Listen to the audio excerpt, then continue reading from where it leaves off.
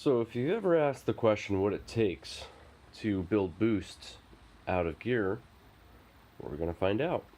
Just warming up the engine. I think we're warm enough to be safe now. I went ahead and loaded a vacuum boost gauge there, because that's the units a lot of people are used to seeing.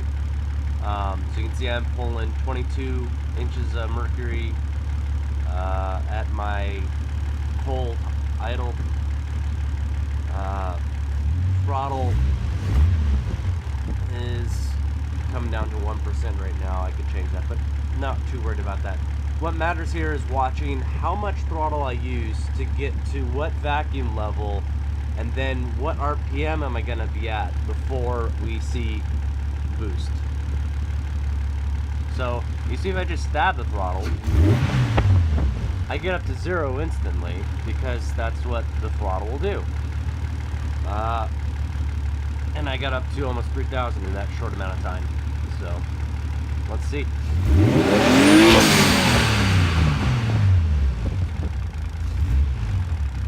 Easily went straight up the red line. I also went straight up to, well, basically wastegate pressure. When that happened, I don't know. Let me see if I can cut it off sooner. We'll look at where the max values land.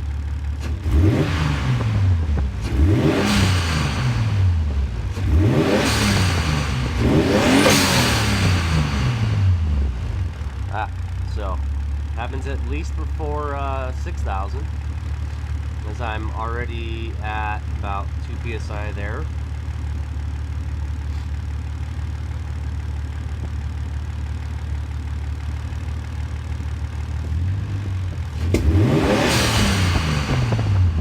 That was 5,000, and I was starting to build boost.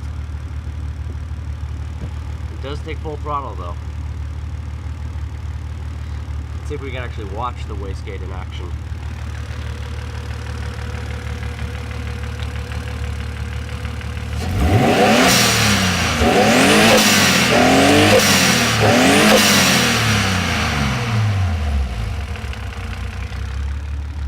That's fun.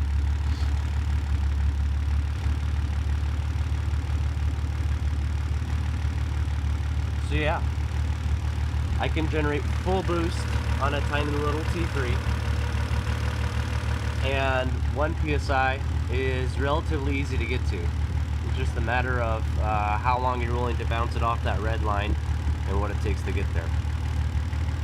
Hope you found that slightly informative. Obviously, there's more advanced ways you could do.